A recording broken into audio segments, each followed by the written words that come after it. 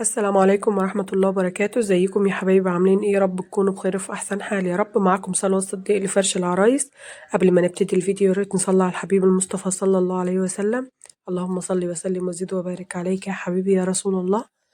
معنا النهارده شقة عروسة جديدة، يا رب شغلي فيها يعجبكم. من باب شقة عروستنا كده نقول بسم الله ما شاء الله لا قوة الا بالله. انا صورت لكم الشقة قبل، تعالوا شوفوا بقى انا بستلم الشقة ازاي وبسلمها ازاي. ما ننساش بقى ندعي للعروسة بالبركة والهنا والسعادة والذرية الصالحة. طبعا الشقة دي أنا فرشاها من زمان، يعني بقالها فترة بس أنا كنت ناسيها. ادعوا لعروستنا بقى كتير كتير، يعني معلتش عروسة طبعا، ربنا يسعدها يا رب ويرزقها الذرية الصالحة ويهنيها بحاجتها. ما تنسونيش بقى في اللايك والاشتراك في القناة وتشيروا الفيديو لأكبر عدد، علشان إن شاء الله كل عرايسنا تستفاد. وهسيب لكم لينك التواصل في صندوق الوصف في أول تعليق مثبت. وكل بقى التعليقات عايزاها دعاء حلو كده للعروسة، فرحوها عشان هي تستاهل، هي عروسة قمر قمر وهي بنوتة وحيدة. ربنا يصلح حالها يا رب ويخلي لها مامتها. مامتها كانت يعني بتجيب لها حاجات من زمان وكده، فربنا يسعدها يا رب بحاجتها اللهم آمين.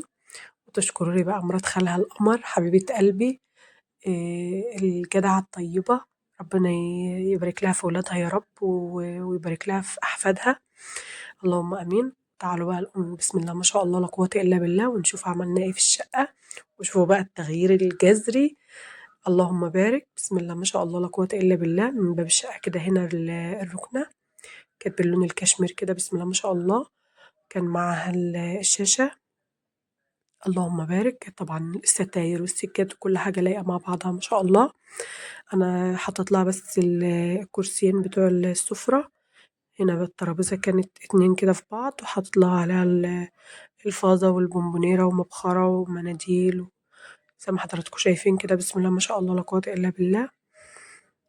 حطيت لها الكرسيين بتوع السفرة هنا تحت الشاشة كده وبينهم الزرعة زي ما حضراتكم شايفين كده، علشان برضو ما نضيقش المدخل. كانوا هيضيقوا المدخل للمطبخ يعني.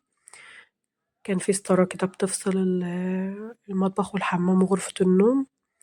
كان النيش كده ورا الستارة، بسم الله ما شاء الله لا قوة إلا بالله. النيش بتاعها بقى كان مساحته حلوة اللهم بارك، أخد كل حاجتها اللهم بارك، لأن ما كانش فيه بوفيه. هنا حطيت لها الاتنين طقم شربات ومع بعض الكيسات الألوان كده، حطيته في الرف اللي فوق. ومن تحت بقى حاولت أعمل لها الرف ده هادي كده في النص بس الطقم الموف ده، ومن تحت خالص عملت لها الطقم الصيني، كان طقم صيني كامل اللي هو الكرتونتين الكبار واللهم بارك. ووزعت لها باقي الأطباق كده في الأدراج زي ما حضراتكم شايفين، بسم الله ما شاء الله. ربنا يسعدها يا رب ويهنيها ويدوم حاجتها في الهنا والبركة والسعادة اللهم آمين. هنا كانت السفرة حطيت لها طبق الفاكهة وعلبة مناديل بقى وطفايات وكده، بسم الله ما شاء الله. دي كانت جزامة، حطيت لها شيلت الكحك كده عليها لما تحتاجها يعني تبقى قريبة لإيديها، بسم الله ما شاء الله. هنا غرفة النوم كانت كده بالألوان الكافيهات كده اللهم بارك. كان كنا فارشين المفرش اللي هو الدرابية اللي هي كانت المنفوشة دي مش السوفت. كانت مامتها يعني شايلاها لها من زمان وهي كانت حباها تفرشها. هنا التسريحة كده عملتها لها بالشكل ده، وزعت لها بقى البرفانات والسبرايات كده زي ما حضراتكم شايفين. كان رايق جدا جدا على الطبيعة كأنه فستان فرح ما شاء الله. حطيت لها كده المصحف، ربنا يجعل حياتها كلها خير وبركة اللهم آمين. وربنا يسعدها ويبعد عنها كل شر يا رب، ويكفيها شر عينين الناس وارزقها الذرية الصالحة اللهم آمين. هنا عملت لها الملابس بتاعتها الشتوي كده من فوق، لأن احنا ما كناش لسه جينا للشتا زي ما بقول لكم، أنا فرشة الشقة دي من زمان. وحطيت لها الصيفي من تحت. هنا عملت لها الملايات السرير الكبير، في النص كده دفاية، وكان بقى اللبس المتعلق بتاع الخروج ومن تحت الشنط. والجنب التاني كده عملناه للعريس، ربنا يصلح حاله ويسعده، ذوق جدًا، ربنا يصلح حاله يا رب ويسعدهم ويرزقهم يا رب الذرية الصالحة، ادعوا لهم كتير في الكومنتات. بسم الله ما شاء الله اللهم بارك. كده غرفة النوم، التسريحة كانت ذوقها جميل جدًا، يعني تقسيمتها حلوة وكان فيها أدراج كتير ما شاء الله. قولوا لي رأيكم بقى في الكومنتات، وما تنسونيش في اللايك والاشتراك في القناة، وتدعوا لي دعوة حلوة من قلبكم كده في الكومنتات. هنا غرفة الأطفال، برضه كانت جايبة لهم المفارش اللي هي الضربيات بتاعة اللي هي المنفوشة دي، كانت باللون الكافيه كده ما شاء الله. كانت برضه لايقة مع الستاير ومع السجاد. هنا كانت اللي هو الكومود اللي بمراية ده اللي بتاع غرفة الأطفال. هنا بقى عملت لها طبعا هي بنوتة واحدة زي ما قلت لكم، فالمفروشات بتاعتها كانت كتير كده اللهم بارك. فعملت لها هنا بقى اللحاف الكبير والبطاطين والدفايات ما شاء الله. وفي الجنب التاني كده عملت لها فوط اللهم بارك، وزعتها لها كده على رفين، وعملت لها الملايات بتاعة الأطفال كده ومن تحت برضو بعض المفروشات ما شاء الله ربنا يسعدها يا رب. فلوك كده على تفاصيل الضربيات بتاعتها، المفارش دي كانت تحفة ما شاء الله، كانت على الطبيعة أجمل. التصوير بيبقى ظالم الحاجة. تعالوا بقى نشوف المطبخ. بسم الله ما شاء الله لا قوة إلا بالله. هنا كانت ورا الستارة على طول في المقابل الحمام، وبعدين المطبخ بقى زي ما حضراتكم شايفين كده، كان برضه مساحته صغيرة بس احنا طبعا قد التحدي وعملنا حطينا لها كل حاجتها وبطريقة برضه منظمة ومرتاحة. هنا الطقم بتاع الشوربة ده على الرخامة، وهنا كانت رخامة صغيرة كده حطيت لها الكاتل بتاعها وطقم توزيع وطقم مجات بتاع الفرن بتاعها.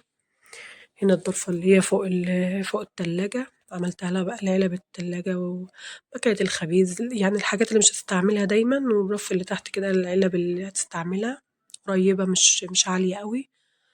هنا عملت لها برضو شفشق مية وبعض الكاسات والكوبايات الزيادة.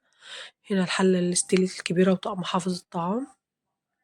الضرفة دي اللي فوق اللي جنب التلاجة على طول حطيت لها من فوق العجان والحاجات اللي مش هتستعملها دايما الأجهزة يعني، ومن تحت الخلاط اللي هو الكامل ومعاه توستر. هنا بقى الضرفة اللي هي قريبة للبوتاجاز حطيت لها من فوق صواني ألمونيوم وبعض الحاجات الألمونيوم، من تحت طقم التوابل ده وصواني الكيك. هنا بقى الضرفة دي كانت مرتفعة حاطط لها من تحت كده الطقم اللي هو السيراميك، ومن فوق كده الطقم الستيل، ومن فوق خالص حطيت لها الطقم الألمونيوم. بسم الله ما شاء الله لا قوة إلا بالله. هنا كان التربو بقى حاطط لها على طقم التوابل. هنا الأدراج بقى وزعت لها فيها كل الرفايع بتاعتها بسم الله ما شاء الله، اللي هي تحتاجه طبعا أقرب لإيديها. وعملت لها بقى الدرج ده الحاجات الحادة، ومن تحت بقى حاجة الحلويات والأكياس وكده بسم الله ما شاء الله. الضرفة دي بقى اللي هي كانت الوحيدة اللي معايا تحت حطيت لها فيها الطقم الجرانيت كامل، كان معاه بقى كاسرونات وكان معاه صواني لونه وكان معاه طقم كنك وملايقينهم على بعض كده بسم الله ما شاء الله، كان كامل متكامل.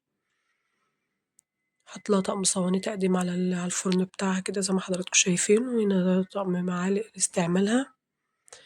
الضرفة دي بقى كان فيها الطقم الأكروبايركس ومن فوق الطقم الميلامين، وزعتهم لها كده على رفين بسم الله ما شاء الله.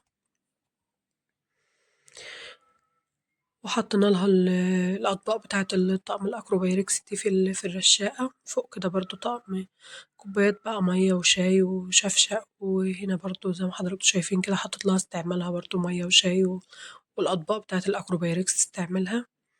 والضرفة دي برضو كلها على بعضها كده عملتها لها كوبايات تبقى جنب ايديها دي استعمالها الشخصي اللهم بارك. هنا كان بقى تحت الحوض الفلتر والبلاستيكات ومن هنا برضو كانت كده التلاجة في المقابل. رأيكم بقى في تنظيمي في المطبخ. ربنا يسعدها يا رب ويهنيها، متنسونيش بقى بدعوة حلوة، دعوة حلوة من القلب. ليا ولكل العرايس وتشيروا الفيديو وتحطوا لي لايك تشجعوني واشوفكم ان شاء الله على خير والسلام عليكم ورحمة الله وبركاته.